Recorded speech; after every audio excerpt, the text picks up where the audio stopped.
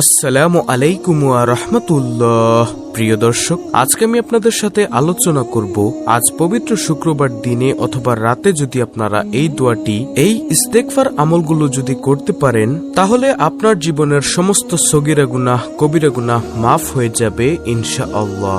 এছাড়াও যে সকল ভাই বোনেরা আমলের ব্যাপারে সিরিয়াস কিন্তু আপনার জানা নেই যে কোন ছোট ছোট আমলের সবচাইতে বেশি সওয়াব পাওয়া যায়, সেই আমলগুলোর কথা আপনাদেরকে বলে দিব ইনশাআল্লাহ। যদি আপনি রাত জেগে তাহাজ্জুদ নামাজ আদায় করতে না পারেন তাহলে অবশ্যই আমলটি করে যাবেন, তাহলেও আপনি অনেক সওয়াব পেয়ে যাবেন এবং আপনার গুনাহ মাফ হবে ইনশাআল্লাহ। এছাড়াও যে সকল মুসলিম ভাই বোনেরা চান যে আপনার জীবনে বরকত আসুক, সংসারে বরকত আসুক, এক নিমিষেই সমস্ত গুনাহ ঝরিয়ে ফেলতে চান, তারা আজকের ভিডিওতে বলা আমলটি করুন। এছাড়াও যে সকল দিনী ভাই বোনেরা অভাবগ্রস্ত, ঋণগ্রস্ত, যাদের সন্তানের রোগ ব্যাধি কোনোভাবেই পিছন ছাড়ছে না, বালা মুসিবত কোনোভাবেই যেন আপনার পেছন থেকে এক কদম এগোচ্ছে না, শুধু বালা মুসিবত, দুঃখ কষ্ট, পেরেশানি আপনার পেছনে লেগেই থাকছে, দিন দিন আপনি হতাশাগ্রস্ত হয়ে পড়ছেন এবং যাদের মনের আশা দীর্ঘদিন ধরে পূরণ হচ্ছে না, যাদের দোয়া কোনোভাবেই কবুল হচ্ছে না, অনুরোধ করব এমন একটিবার হলেও আজকের ভিডিওতে বলা এই আমলটি করবেন। এই উদ্দেশ্যে ভিডিওটি না টেনে একদম শেষ পর্যন্ত দেখতে থাকুন। তাহলে চলুন শুরু করা যাক। নবীজি সাল্লাল্লাহু আলাইহি ওয়াসাল্লাম বলেছেন, সেই মহান সত্তার কসম যার হাতে আমার জীবন, তোমরা যদি পাপ না করতে তাহলে আল্লাহ তোমাদের নিশ্চিহ্ন করে দিয়ে তোমাদের পরিবর্তে এমন এক জাতি আনয়ন করতেন যারা পাপ করবে এবং আল্লাহর কাছে ক্ষমা প্রার্থনাও করবে, আর আল্লাহ তাদেরকে ক্ষমা করে দিবেন। মুসলিম শরীফের হাদিস নম্বর 2748। অতএব আপনার দ্বারা আমার দ্বারা গুনাহ হয়েই যেতে পারে, কিন্তু একজন মুসলমানের প্রথম কাজই হলো তওবা করা, আল্লাহ তাআলার কাছে প্রত্যাবর্তন করে ফিরে আসা। দর্শক, সর্বপ্রথম আমি আপনাদেরকে বলবো যে কেন আপনি তওবা করবেন বা কিসের জন্য আমরা তওবা করব সেটা আমাদেরকে বুঝতে হবে। বান্দার তওবা আল্লাহ তাআলার কাছে অনেক প্রিয়। যে ব্যক্তি অন্যায় করে আর তওবা করে, আল্লাহ তাআলা তাকে অনেক ভালোবাসেন। প্রিয় নবী সাল্লাল্লাহু আলাইহি ওয়াসাল্লামের হাদিসেই এর প্রমাণ। কেননা তওবা শব্দের অর্থ হলো ফিরে আসা। যখন তওবা শব্দটির সম্পর্কে মানুষের সঙ্গ হয় তখন তার তাৎপর্য দাঁড়ায় বান্দার কৃত অন্যায়ের জন্য অনুতপ্ত ও লজ্জিত হওয়া, সে অন্যায় সম্পূর্ণরূপে বর্জন করা। অর্থাৎ আপনি আল্লাহ তাআলার কাছে তওবা করেছেন, এটার মানেই হচ্ছে আপনি কোনো পাপ করেছেন, অন্যায় করেছেন, আপনি আল্লাহর কাছে লজ্জিত হবেন, অনুতপ্ত হবেন এবং আল্লাহকে ডেকে বলবেন, হে আল্লাহ, আমি গুনাহ করে ফেলেছি, অন্যায় করে ফেলেছি, আমাকে ক্ষমা করে দিন। সেই অন্যায় সম্পূর্ণরূপে বর্জন করে ভবিষ্যতে এমন অন্যায় না করার দৃঢ় সংকল্প না করা, এমন দৃঢ় সংকল্প করে আল্লাহর দিকে ফিরে আসার নামই হলো তওবা করা। প্রিয় দর্শক, গুনাহ লিখতে ফেরেশতারা কেন দেরি করে এই বিষয়টি অনেকেই জানি না। মুমিন ব্যক্তি পাপ করার পর অনুতপ্ত হয়ে আল্লাহর কাছে ক্ষমা চাইতে পারে, এজন্য ফেরেশতারা পাপ কাজ সংগঠিত হওয়ার পর কয়েক ঘন্টা অপেক্ষা করেন। নির্ধারিত সময়ের মধ্যে যদি কেউ তার কৃত পাপের জন্য লজ্জিত হয়ে আল্লাহর কাছে ক্ষমা চায়, তবে ফেরেশতারা ওই পাপ তার আমলনামায় লেখেন না, বরং ছেড়ে দেন। হাদিসে এসেছে, রাসূলুল্লাহ সাল্লাল্লাহু আলাইহি ওয়াসাল্লাম বলেছেন, নিশ্চয়ই বামের ফেরেশতারা পাপী ও অপরাধী মুসলিমের উপর থেকে 6 ঘন্টা কলম তুলে রাখেন। অতঃপর সে যদি পাপে অনুতপ্ত হয়ে আল্লাহর কাছে ক্ষমা প্রার্থী হয় তাহলে তা উপেক্ষা করেন, নচেত এই পাপ লেখা হয়। সুতরাং মুমিন মুসলমানের উচিত পাপ করার সঙ্গে সঙ্গে দেরি না করে ক্ষমা প্রার্থনা করা, কেননা পাপ করার সঙ্গে সঙ্গে ক্ষমা চাওয়া মুমিন ব্যক্তির অন্যতম গুণ।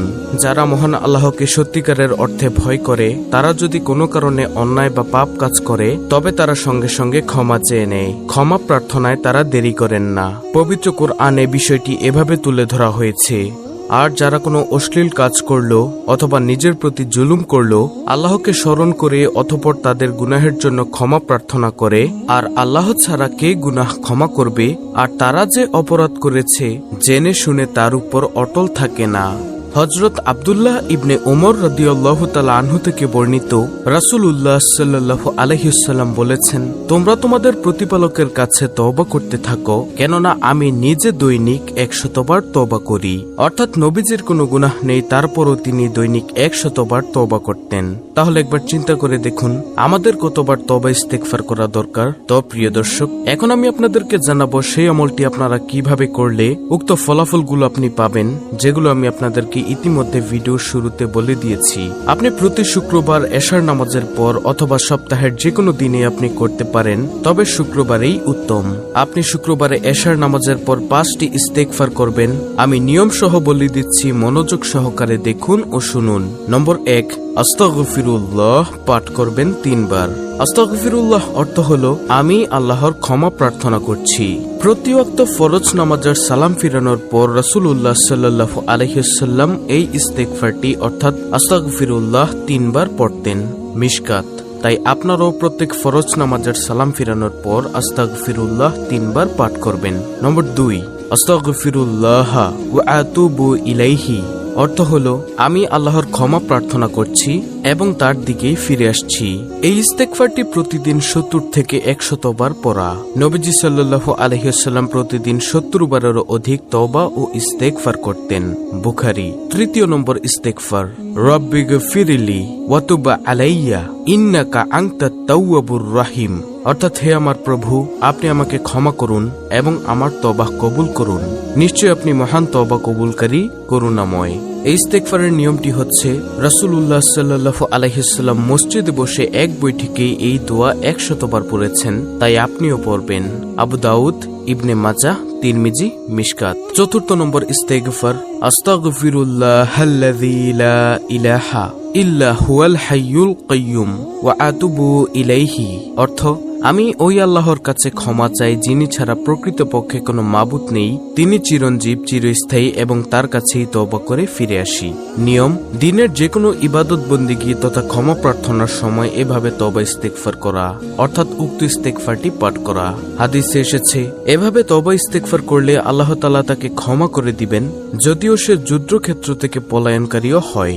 আবু দাউদ, তিরমিজি, মিশকাত। সর্বশেষ 5ম নম্বর ইস্তেগফার, সাইয়্যিদুল ইস্তেগফার পাঠ করা। এটি হচ্ছে সকল ইস্তেগফারের শ্রেষ্ঠ ইস্তেগফার, সাইয়্যিদুল ইস্তেগফার। সাইয়্যিদুল ইস্তেগফারটি হলো আল্লাহুম্মা আনতা রাব্বি লা ইলাহা ইল্লা আনতা খলাকতানি ওয়া আনা আবদুকা ওয়া আনা আলা আহদিকা ওয়া ওয়াদিকা মাসতাতু আউযু বিকা মিন শাররি মা সানাতু আবউ লাকা বিনিআমাতিকা আলাইয়া ওয়া আবউ লাকা বিযাম্মি ফাগফিরলি ফাইন্নাহু লা ইয়াগফিরুয যুনুবা ইল্লা আনতা। এটি হচ্ছে সাইয়্যিদুল ইস্তেগফার। অর্থ, হে আল্লাহ, তুমি আমার প্রতিপালক, তুমি ছাড়া আর কোনো ইলাহ নেই, তুমি আমাকে সৃষ্টি করেছ, আমি তোমারই বান্দা, আমি যথাসাধ্য তোমার সঙ্গে প্রতিজ্ঞা ও অঙ্গীকারের উপর আছি, আমি আমার সব কৃতকর্মের কুফল থেকে তোমার কাছে আশ্রয় চাই, তুমি আমার প্রতি তোমার যে নিয়ামত দিয়েছ তা স্বীকার করছি, আর আমার কৃত গুনাহের কথাও স্বীকার করছি, তুমি আমাকে ক্ষমা করে দাও, কারণ তুমি ছাড়া কেউ গুনাহ ক্ষমা করতে পারবে না। নিয়ম হলো ইস্তেগফারটি পাঠ করার সকালে ও সন্ধ্যায় এই ইস্তেগফারটি পাঠ করা।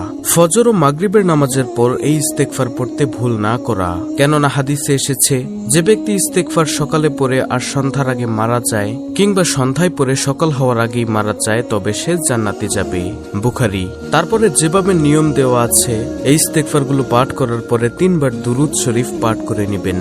যে কোনো দুরুদ, নবীর উপর দুরুদ পাঠ করে নেবেন 3 বার। পাঠ করার পরে খাস দিলে আল্লাহর কাছে মুনাজাত করবেন, আপনার গুনাহের জন্য কান্নাকাটি করে ক্ষমা চাইবেন। ইনশাআল্লাহ আল্লাহ রাব্বুল আলামিন আপনার সকল গুনাহ মাফ করে দিবেন এবং উপযুক্ত ফলাফল আল্লাহ তাআলা আপনাকে দান করবেন।